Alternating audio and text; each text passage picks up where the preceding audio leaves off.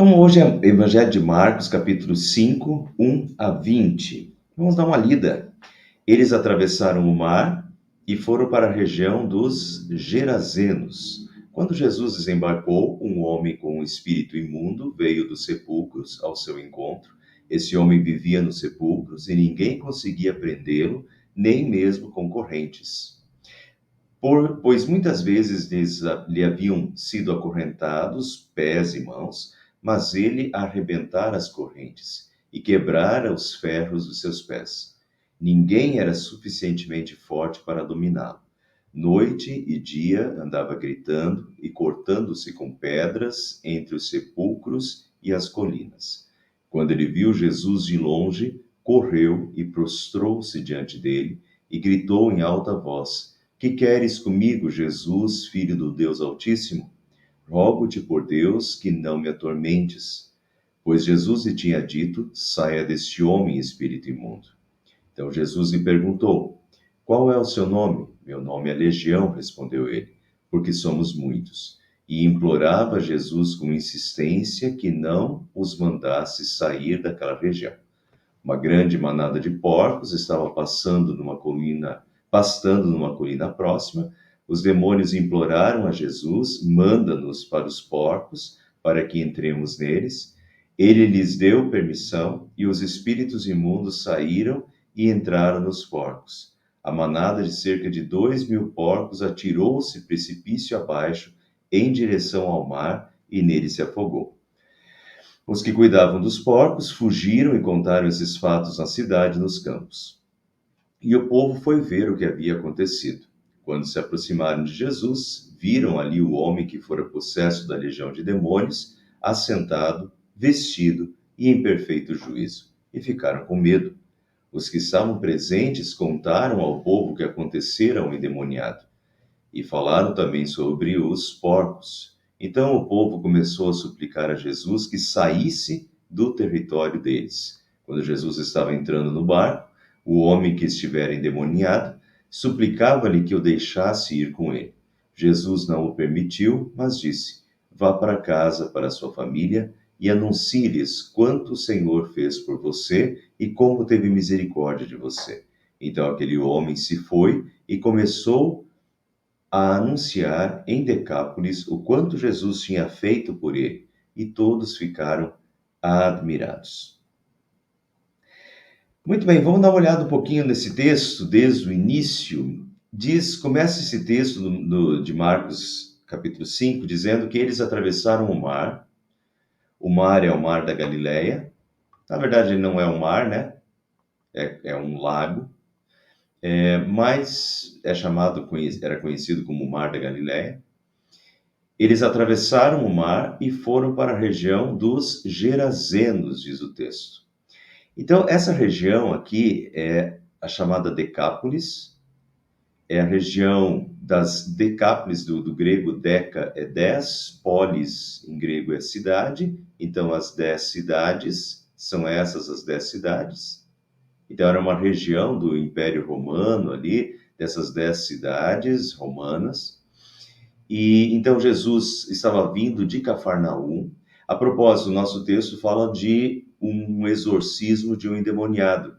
E Jesus tinha vindo de Cafarnaum, aonde aqui, né, Cafarnaum, aqui está em inglês, mas em Cafarnaum Jesus também tinha já expulsado um espírito imundo de um homem dentro da sinagoga. Então agora Jesus cruza o mar, né? E vem para essa região. Essa região de Decápolis, aqui é uma região de judeus, é a Galileia. Mas essa região de Decápolis é uma região de gentios, quer dizer, de povos que não eram judeus. A gente pode ver isso pelo simples fato de que eles criavam porcos, né? Os judeus não criavam porcos porque os judeus não podiam comer os porcos e era contra a lei, né? E os porcos eram considerados animais imundos. E nessa região, tanto se comia porcos como se criava porcos, e tinha uma manada de mais de 2.000 porcos ali presentes naquela região. Então, é uma região de gentios, Então Jesus agora sai dessa região dos judeus. Cafarnaum era a cidade onde morava a sogra de Pedro, né? E aqui era uma região de judeus, e Jesus vem para essa região dos gentios, de povos que não eram judeus. Gerazenos, foram para a região dos Gerazenos. Tem uma cidade, aqui mais embaixo, tem uma cidade chamada Gerasa.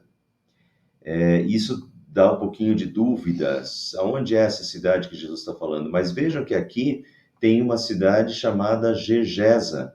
Então a pronúncia é muito parecida e é muito provável que seja essa a cidade. Até porque, na continuação do texto, a gente vai ver que os porcos, eles se precipitam despenhadeiro abaixo. Então dá uma noção de ter um despenhadeiro, uma parte rochosa, íngreme. E nessa região aqui de Decápolis, justamente essa região aqui a gente tem esses despenhadeiros, né? Então, bem propício dentro do texto. Então, provavelmente é essa cidade aqui. Jesus atravessou de Cafarnaum para esse lado aqui, né, de Decápolis. Uma outra coisa que a gente tem que lembrar, porque é a continuação do texto de Marcos, no texto anterior, Marcos capítulo 4, finalzinho do capítulo 4, Jesus ordenou que os ventos se acalmassem, e os discípulos disseram: quem é este que até o vento e o mar lhe obedece? Mas é aquele texto bem conhecido que Jesus e os discípulos estão dentro do barco, Jesus está dormindo, começa uma tempestade, o barco começa a encher de água, os discípulos ficam né, com muito medo, e os discípulos acordam Jesus, e Jesus silencia o mar, e os discípulos então ficam espantados.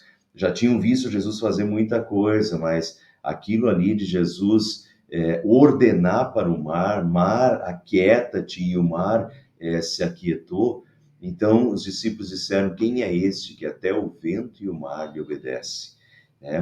Então aqui, pessoal, a gente tem que lembrar, e isso é importante, porque imediatamente no texto anterior, Jesus tinha mostrado a sua autoridade sobre a natureza, né? Jesus tinha dito: mar, aquieta-te, e o mar se aquietou. E os discípulos testemunharam isso de boca aberta e apavorados, né? E estupefatos, porque Jesus, os ventos e o mar obedecem a Jesus. E daí, mas não é apenas o vento e o mar, ou seja, a natureza que o obedece, também os espíritos o reconhecem e obedecem. Não podemos jamais esquecer que Jesus é o Rei sobre tudo nos céus e na terra. Então, a junção desses textos, a gente olhar para Jesus acalmando a tempestade e Jesus dizendo para o mar: aquieta-te, quer dizer, Jesus tem pleno poder. Jesus é Deus, e Deus é o Criador, e Deus pode tudo Deus pode fazer o sobrenatural ao natural. Natural é que nós podemos fazer. Mas Deus é o Criador, e Deus é o sobrenatural. Milagres são sobrenaturais. É quando Deus quebra as leis da natureza que ele criou. E aqui Jesus silencia o mar. Jesus mostra plena autoridade sobre a natureza, mas não apenas sobre a natureza, o mundo físico criado. Jesus, agora no nosso texto, ele também mostra a plena autoridade sobre os poderes espirituais, né? Sobre os anjos caídos, sobre os demônios também. E a gente tem que lembrar isso, né, pessoal? Jamais esquecer que Jesus é o Rei sobre tudo nos céus e na terra. E nós somos servos deste Rei que tem todo o poder, é onipotente sobre todas as coisas. E esse texto mexe com um exorcismo, né? Provavelmente todos nós já nos perguntamos, eu já me perguntei, tá? Várias vezes. Provavelmente todos nós já nos perguntamos se as possessões demoníacas não poderiam ser doenças, como epilepsia, por exemplo. Inclusive, Marcos, ele vai falar de um jovem que caiu e espumou. Então, é bem um quadro muito semelhante a um quadro epilético. Mas também tem depois um outro milagre, um outro exorcismo relatado em Marcos, que é um exorcismo de um surdo mudo. É muito provável, pela junção que se faz, esses demônios também podiam ocasionar ou vir junto com determinadas doenças, né, ou problemas. Mas vamos lá. Então, se nos perguntamos se as possessões demoníacas não poderiam ser doenças como epilepsia, etc., ou doenças psicológicas, né, que ainda não eram bem identificadas na época.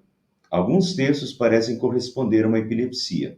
No entanto, o fato de Jesus não dizer fique curado, mas conversar com os espíritos e ordenar que saíssem, realmente indica um endemoniamento, não um teatro. Porque senão, pessoal, a gente tem que cuidar com isso. Senão seria um baita de um teatro, né?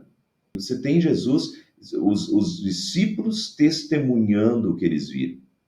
E os discípulos testemunham Jesus conversando com os demônios. E Jesus mandando os demônios sair. E os demônios saindo, no caso do surdo, mudo, o demônio dá um grunhido e sai. No caso da epilepsia, a mesma coisa, né? Eles saem falando com Jesus. E eles falam com Jesus antes. Então, ou a gente joga isso no lixo e diz isso é um teatro, ou senão a gente diz isso realmente aconteceu. Não é um teatro. Jesus, se fosse.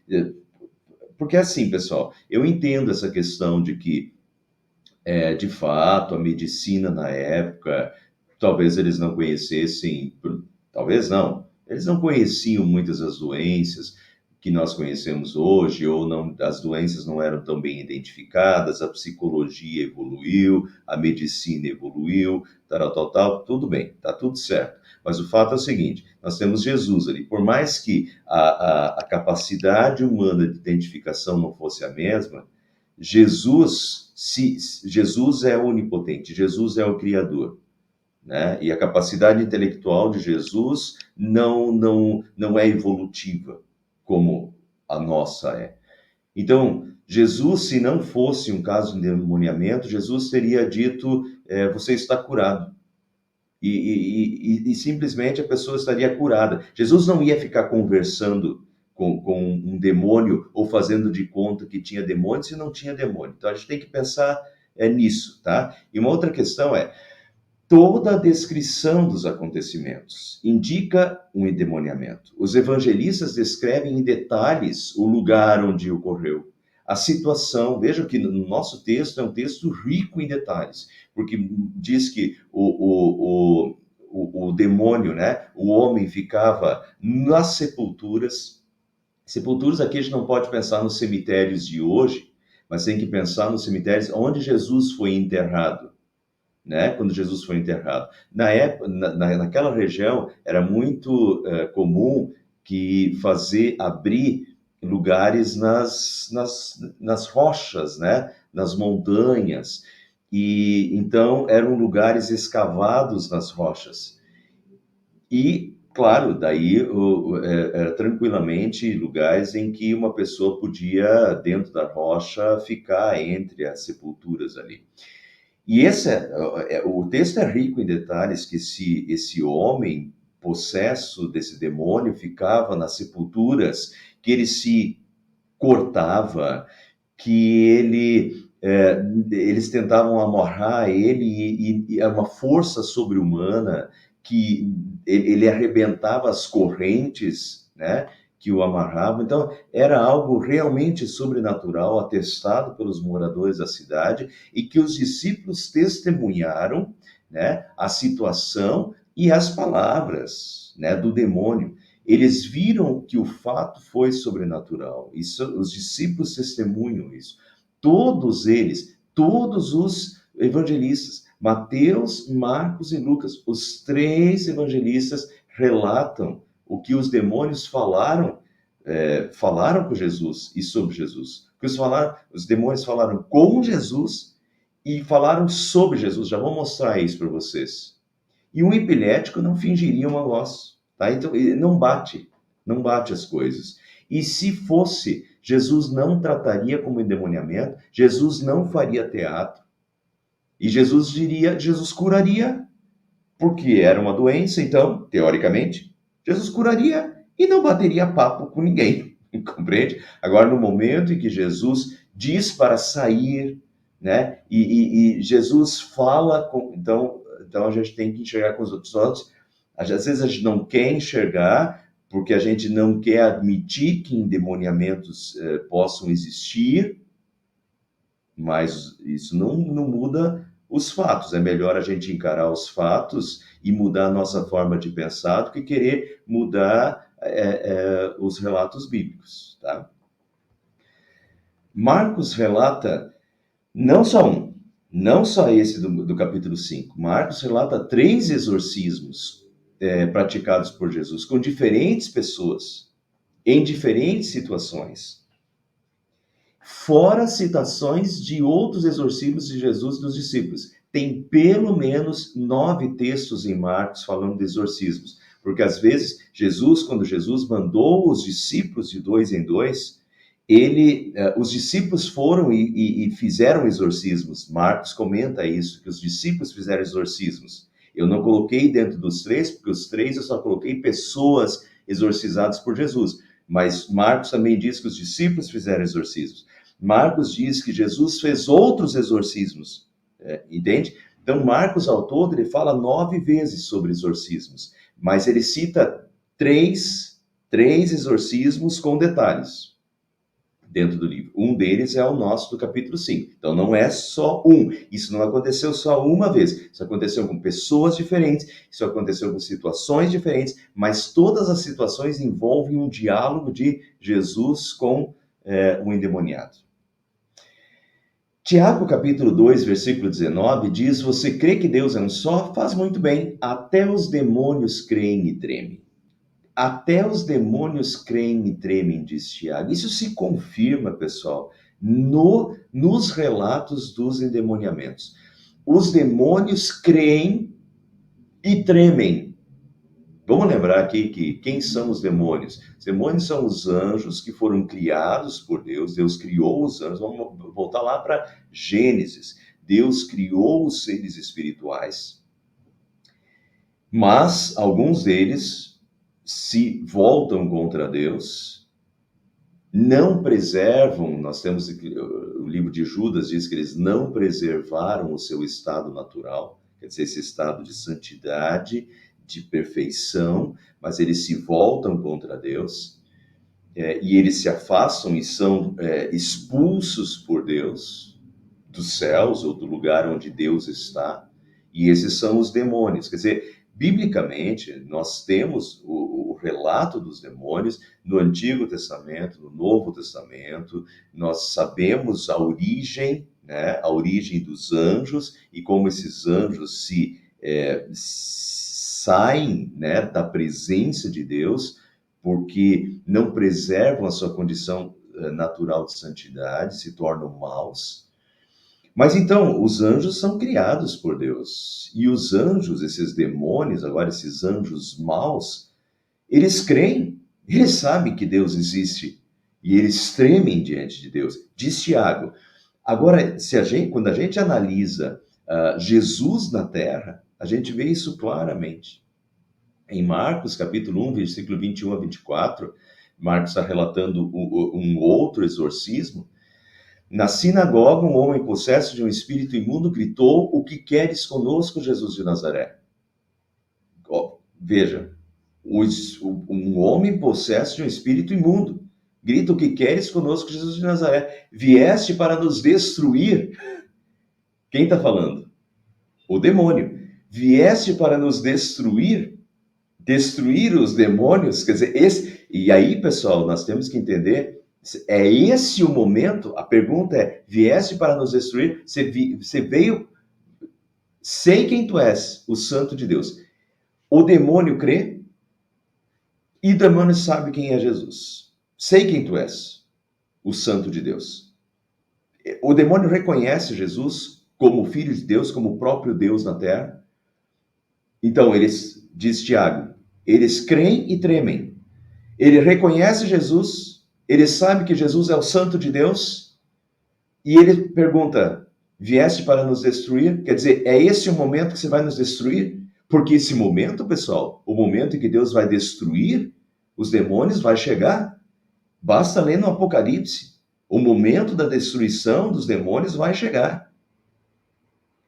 Mas então o demônio pergunta: você veio para nos destruir na primeira vinda de Jesus, quando Jesus vem à terra? É agora? É agora que você vai nos destruir? Sei que és o Santo de Deus. Então os demônios, eles são os anjos criados que se afastaram de Deus, que se tornaram maus, mas que creem em Deus, que sabem da existência de Deus, que vocês vão ver no nosso texto que o demônio chega e se ajoelha diante de Jesus. E daí conversa com Jesus. Mas ele se ajoelha diante de Jesus. Deus é onipotente. Aí a gente nunca pode colocar Deus e o diabo no mesmo patamar. Não existe mesmo patamar. Deus é o Criador. Satanás é um anjo que se afastou, é um demônio que se afastou, e todos os demônios estão no nível das coisas criadas, dos seres celestes criados por Deus, mas jamais são onipotentes como Deus, ou estão no mesmo status de Deus. O demônio chega diante de Jesus, se ajoelha diante de Jesus, no nosso texto de Marcos capítulo 5. Os demônios reconhecem Jesus como o Santo de Deus, e os demônios temem a sua própria destruição. No nosso texto, quando ele viu Jesus de longe, o homem endemoniado, correu e prostrou-se diante dele, Jesus, e gritou em alta voz: que queres comigo, Jesus, filho do Deus Altíssimo? Veja que novamente o demônio reconhece Jesus como filho do Deus Altíssimo na terra e pergunta o que Jesus quer com ele, né? Então, notem que os demônios, eles reconhecem Jesus, eles sabem muito bem com quem eles estão falando, eles creem e tremem diante de Jesus, né?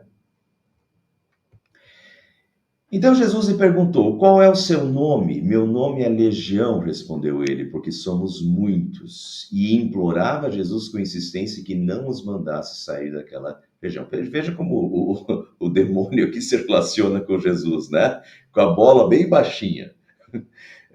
E tenta negociar com Jesus para onde Jesus vai expulsar ele.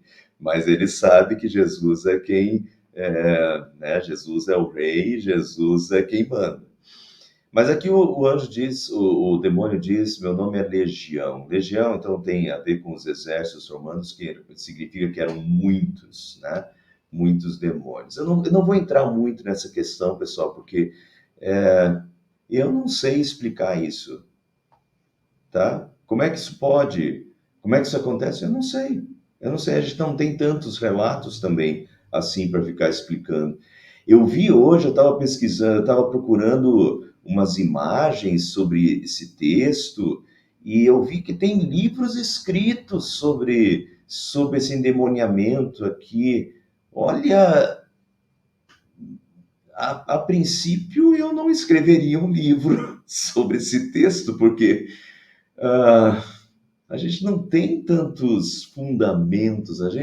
Como é que vai escrever um livro inteiro sobre um texto desse?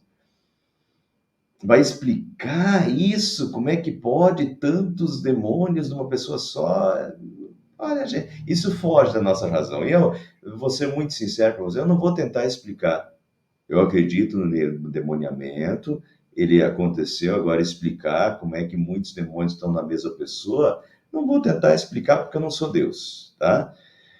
O que eu quero talvez trazer daí, sim, com um embasamento para vocês, é o seguinte: o que o apóstolo Paulo fala em Efésios 6. Pois nós não estamos lutando contra seres humanos, mas contra as forças espirituais do mal que vivem nas alturas. Isto é, os governos, as autoridades e os poderes que dominam, não politicamente nesse mundo, mas que dominam completamente este mundo de escuridão. Paulo está falando de forças espirituais do mal. Em outras palavras, e talvez vocês estejam mais acostumados com a linguagem de algumas Bíblias que fala dos principados e potestades, dos dominadores desse mundo tenebroso, linguagem da Bíblia revista e atualizada, que ainda está na cabeça de muitos e que a gente, inclusive eu, nós decoramos nessa linguagem da revista atualizada. Então, o apóstolo Paulo diz: a nossa luta não é contra seres humanos, mas contra as forças espirituais do mal que vivem nas alturas, contra os principados e potestades, dominadores desse mundo tenebroso, ou seja, governos e autoridades e poderes que são forças espirituais do mal, tá? Então, por que eu estou citando esse texto? Porque esse texto também nos mostra que são muitos. Assim como Deus criou os anjos. Qual é o número? Quantos anjos Deus criou? Não sabemos. Mas na Bíblia nós vemos os arcanjos. Nós temos nomes de anjos como Miguel. E nós temos também os arcanjos, que dá uma impressão de um grupo de anjos. E assim também, essa é uma explicação que se dá, que há grupos de anjos bons a serviço de Deus, e também há grupos de anjos, organizações e grupos de anjos maus, que seriam os principados, potestades, os governos e autoridades, como diz o texto aqui, de anjos maus. O fato é que Paulo aqui também descreve esses muitos anjos maus, esses demônios que estão agindo sobre a terra. E o que ele diz mais? Então, a nossa luta é contra as forças espirituais do mal que vivem nas alturas, contra os governos e autoridades e os poderes que dominam completamente este mundo de escuridão. Por isso, peguem agora a armadura que Deus lhes dá, e esse é o recado para nós. Assim, quando chegar o dia de enfrentarem as forças do mal, vocês poderão resistir aos ataques do inimigo. Bom, pessoal, não quero ficar fazendo um estudo bíblico só sobre endemoniamento, mas já que o texto é de endemoniamento, negar que um endemoniamento possa acontecer hoje, eu não nego. E eu não aconselho ninguém a negar. Por que vai negar se demônios existem? E se o apóstolo Paulo diz que nós estamos numa luta contra as forças espirituais do mal? Pelo contrário, a gente tem que entender que há demônios. A gente tem que entender que há anjos maus. E demoniamentos podem acontecer. A única coisa que eu fico em dúvida é o seguinte: qual é a eficácia de um endemoniamento? O que isso... Porque Jesus fala do diabo como o pai da mentira, aquele que sedutor, que seduz as pessoas para ele com mentiras, com meias-verdades. Então, o objetivo de Satanás, dos demônios, é nos desviar de Deus. No endemoniamento, pessoal, não há sedução, porque todo mundo foge, né? Quando tem um endemoniado, todo mundo dá no pé. Ninguém quer ficar perto. Inclusive, esse homem aqui, ele estava escondido nas catacumbas, nos cemitérios, ele se isola da sociedade. Então, não vejo aí nos endemoniamentos uma estratégia, a principal estratégia que Satanás costume usar. Com isso, de novo, não quero dizer que endemoniamentos não existam. Eles podem acontecer, eles aconteceram. Não sei qual era, o porquê, qual é a vantagem disso na estratégia de Satanás, mas eles aconteceram.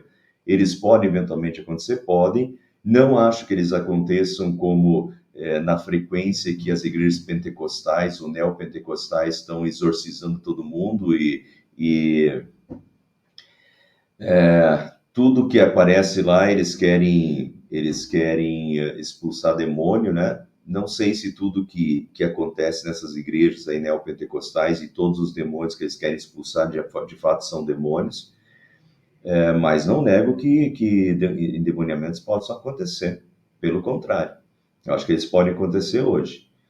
Se é a principal estratégia de Satanás, eu acho que não, mas que eles podem acontecer, eles podem. E, né? Libertação, nova vida, gratidão e testemunho. Vejam o resultado, né, da ação de Jesus. O povo foi ver o que havia acontecido, quando se aproximaram de Jesus, viram ali o homem que fora possesso da legião dos demônios, e como esse homem estava, esse homem que antes se cortava, esse homem que antes vivia nos sepulcros, que ficava sob correntes, né? É, como é que ele está agora? Assentado, tranquilo, né? Vestido e em perfeito juízo, conversando. Veja que transformação de vida, né? Uma vida que antes estava afastado da família, que vivia nas sepulturas, em meio às sepulturas, se cortando, se ferindo, se prejudicando.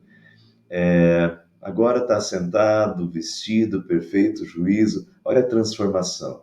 Deus, Jesus, a mudança radical, a nova vida que Jesus dá. Isso é só um exemplo, porque isso acontece espiritualmente com as pessoas também. Mas aqui aconteceu fisicamente, né? Psicologicamente, essa libertação, que para muitos também acontece a libertação dos vícios, acontece uma pessoa viciada que estava completamente destruída em todos os sentidos da vida, e Jesus a recompõe, né? E Jesus lhe dá uma nova vida, e a pessoa começa a se alimentar, e a pessoa começa a se vestir dignamente, a pessoa começa, né, de novo é inserida na sociedade, começa a trabalhar. Jesus possibilita nova vida, Jesus possibilita libertação das escravidões. Isso continua acontecendo. Jesus é o mesmo, Jesus continua sendo esse rei que liberta, esse rei que propicia nova vida, né, para pessoas que estavam destruídas, escravizadas em seus vícios, né, de diferentes formas. Então esse homem agora está sentado, vestido em perfeito juízo, e quando Jesus estava entrando no barco, o homem que estivera endemoniado suplicava-lhe que o deixasse ir com ele. E Jesus não o permitiu, mas disse: vá para casa, para sua família, anuncie-lhes quanto o Senhor fez por você e como teve misericórdia de você. Então aquele homem se foi e começou alegre, né, a anunciar em Decápolis, nas 10 cidades, o quanto Jesus tinha feito por ele, e todos ficaram admirados. Ele era uma prova viva do poder de Jesus, do que Jesus faz na vida, assim como nós somos provas vivas do que Jesus faz na nossa vida, né? Vai anunciar o que Jesus fez por você, né? As maravilhas que Jesus fez por você. Então, libertação, o resultado, de Jesus expulsar o endemoniado, né, o espírito mal, é libertação, é nova vida, é gratidão da parte daquele que foi libertado, e é testemunho das maravilhas de Deus. Muito bem, tudo isso foi inesquecível para os discípulos que presenciaram o poder demonstrado por Jesus no exorcismo, assim como Jesus tinha silenciado o mar e diz: mar, aquieta-te, agora Jesus expulsa o demônio. O poder de Jesus sobre a natureza, o poder de Jesus sobre os espíritos, sobre as forças espirituais, a prova da sua divindade declarada pelos próprios demônios, que reconhecem Jesus como Filho de Deus, como Santo, como Deus na terra. A salvação e libertação da vida do endemoniado, que antes, né, completamente isolado, se ferindo, e agora ali, né, ninguém podia com ele, o algemava, ele se soltava, e agora ali sentado, vida reestruturada, conversando normalmente, a salvação e a libertação da vida do endemoniado, a gratidão e a exultação do endemoniado, e dos discípulos junto com ele, que viram tudo aquilo que Jesus fez, e a transformação, né, a nova vida dada. Então, isso foi inesquecível para os discípulos. Mateus relata isso, Marcos relata isso, Lucas relata isso, né? Só João não relata, porque João escreveu 30 anos mais tarde e João não repetiu o que os outros já tinham dito, mas isso chamou a atenção de todos, né? Então, o que Jesus fez foi maravilhoso, foi estupendo, né? Foi inesquecível, tanto que é relatado. Jesus é Deus maravilhosamente presente e atuante na terra. Eles veem o poder de Deus. Deus atuante na terra. O que Deus faz? Pessoal, Jesus é o mesmo. Jesus continua sendo o rei. Jesus continua sendo o cabeça da igreja. Jesus continua, ele está sentado à direita de Deus, Pai Todo-Poderoso, né? Reinando sobre a terra. Jesus continua fazendo isso com vidas. Nós temos inúmeros exemplos. Provavelmente todos nós já conhecemos pessoas que foram transformadas, radicalmente libertadas de vícios. Jesus continua sendo o mesmo. É maravilhoso isso. Poderíamos supor, então, já indo para o final do estudo de hoje, poderíamos supor que todos que presenciaram isso, assim como os discípulos, quisessem seguir a Jesus e quisessem tê-lo por perto, tê-lo em sua terra, tê-lo em sua casa. Eu gostaria, né? Quando a gente vê isso, Jesus fazendo uma coisa dessa, que maravilha! Eu quero Jesus perto, eu quero Jesus na minha casa, eu quero Jesus perto de mim, né? Sempre. Mas, surpreendentemente, a reação do povo de Decápolis, daquela cidade, foi outra. Os que cuidavam dos porcos fugiram e contaram esses fatos na cidade e nos campos, e o povo foi ver o que havia acontecido. Quando se aproximaram de Jesus, viram ali o homem que fora possesso da legião dos demônios, assentado, vestido em perfeito juízo, e, em vez de ficarem maravilhados com o que Jesus fez, ficaram com medo. Os que estavam presentes contaram ao povo que aconteceram endemoniado e falaram também sobre os porcos. Então o povo começou a suplicar a Jesus que saísse do território deles. Vai entender, né? Vai entender um povo desse. Jesus acaba de fazer uma coisa sensacional, estupenda, maravilhosa, libertar. Em vez de eles ficarem alegres, como os discípulos ficaram alegres, como aquele homem ficou alegre, libertado, em vez de eles ficarem felizes, em vez de eles convidarem Jesus para ficar na terra deles, porque eles precisam de um homem como esse, né? Que faz milagres como esse, que faz isso, que faz o bem, que transforma vidas. Em vez de eles pedir para Jesus ficar na terra deles, eles pedem para Jesus sair da terra deles. Eles ficaram com medo. E a explicação que normalmente se dá é por causa dos porcos, né? Que eles ficaram com medo que Jesus podia sair fazendo isso com mais e mais porcos morrerem. 2.000 porcos morreram. A propósito, pessoal, se Jesus vivesse hoje, eu acho que Jesus não seria crucificado pelos líderes religiosos. Seriam as ONGs que crucificariam Jesus, porque, né? Se não dá nem para andar com jet ski perto de uma baleia que o pessoal já cai matando em cima. Imagina se Jesus expulsa o demônio hoje e 2.000 porcos se perdem, né? O que os direitos dos animais... O Greenpeace, né? O Greenpeace ia ficar no calo de Jesus, no pé de Jesus, enchendo a paciência para ver se ele não ia expulsar mais nenhum demônio para os porcos. Que mudança. Mas, enfim, brincadeiras à parte, o fato é que eles pareciam estar mais preocupados com o seu prejuízo financeiro do que com a salvação da vida do endemoniado. Mais preocupados com o seu prejuízo financeiro ou possíveis outros endemoniamentos na sua terra que causassem outros prejuízos na sua terra. Então eles ficaram com medo, em vez de ficarem maravilhados, e viram o homem, e eles conheciam aquele homem, né? Eles sabiam, esse homem rodava pela região, era conhecido. Eles viram o homem ali assentado, vestido, em perfeito juízo. Em vez de ficarem maravilhados, eles ficam preocupados com os porcos. E ficam preocupados que Jesus vai fazer isso, pode fazer isso de novo, né? E mais porcos podem se perder. Mais preocupados com o seu prejuízo financeiro que com os benefícios de ter Jesus na sua terra. E se a gente quisesse, para finalizar, pensar um pouquinho, os porcos na época eram animais impuros, né?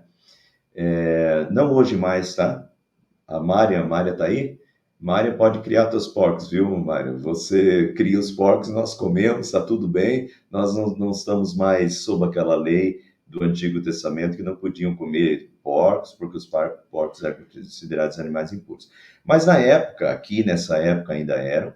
É bem interessante até que Jesus expulsa o espírito imundo para dentro de animais imundos, que eram os porcos. Mas na época os judeus não podiam nem criar porcos porque eram animais impuros. Então, se a gente usasse isso para uma reflexão, a gente pensaria assim: puxa, primeiro, estão fazendo uma coisa que Deus proibiu, quer dizer, não era para criar porcos, estão criando porcos. Porcos são animais, na época, imundos, e as pessoas estão criando, né, animais imundos. Então, se a gente fosse juntar, a gente poderia pensar assim: há pessoas que criam porcos, coisas imundas e pecados na sua vida, e que preferem pedir que Jesus se retire do que perder os seus porcos.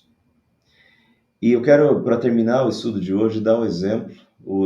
A Anelisa, nossa filha, ela foi num retiro de jovens aí no Carnaval, e ela voltou impactada. E pelo que eu li nos relatos aí do retiro de carnaval, não foi só ela.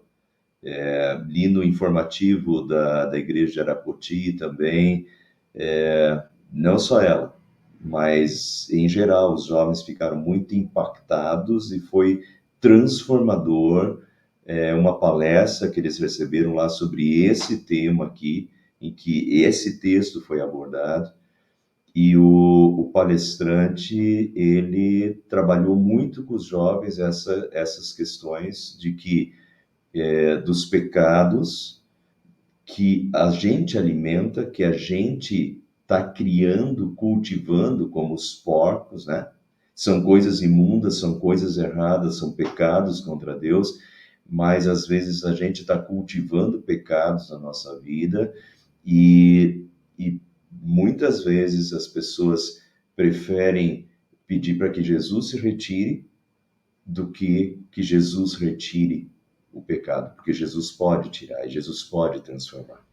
E o que o palestrante trabalhou com os jovens no retiro foi vício de celular, vício de televisão, vício de, muitas vezes, de pornografia, né? Vícios diversos, vício de alcoolismo, vício de drogas, e isso às vezes são coisas que aprisionam.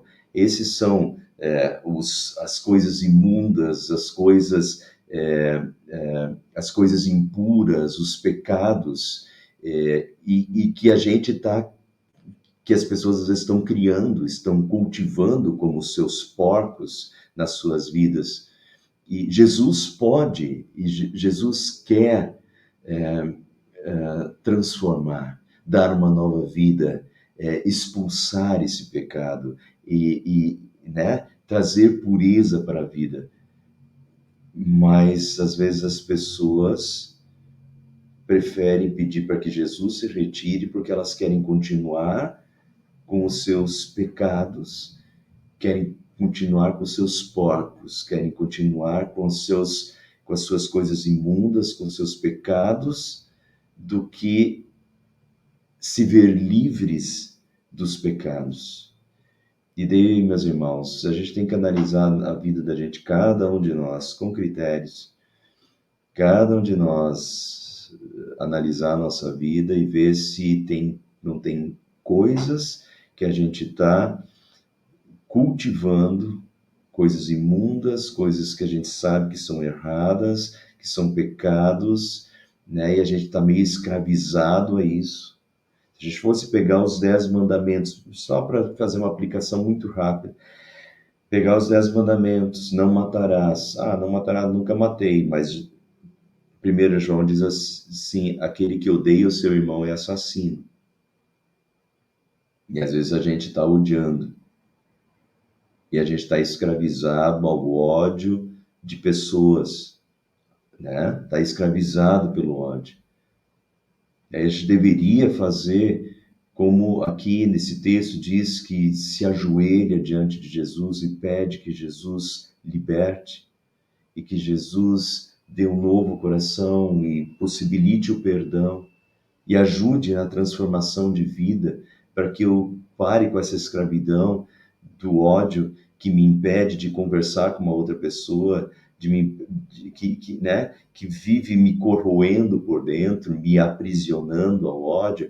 Se a gente pega lá o não adulterará, você diz assim, mas eu nunca dormi com outra mulher. Mas Jesus vai dizer, aquele que olha para uma mulher com intenção impura no coração já adulterou com ela, e muitos estão escravizados, então a pornografia, estão escravizados, né, no adultério, e tem que pedir para Jesus, mas está disposto a deixar os porcos, a perder os porcos, a perder a imundícia e realmente querer uma nova vida que Jesus quer dar e pode dar, né?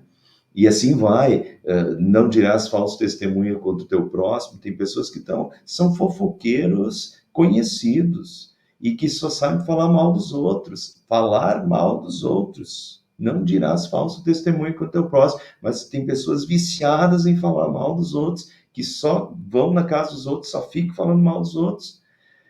São os porcos, e está cultivando, está criando porcos, está criando imundície na vida, né? E acha que está tudo bem. Não, Jesus quer, e Jesus pode, e Jesus quer libertar e dar uma nova vida, e tirar dessa escravidão, e trazer pureza para a vida. Mas, às vezes, a pessoa prefere os porcos e pede para Jesus se retirar, e a gente tem que cuidar com isso. Perceber os nossos porcos, né?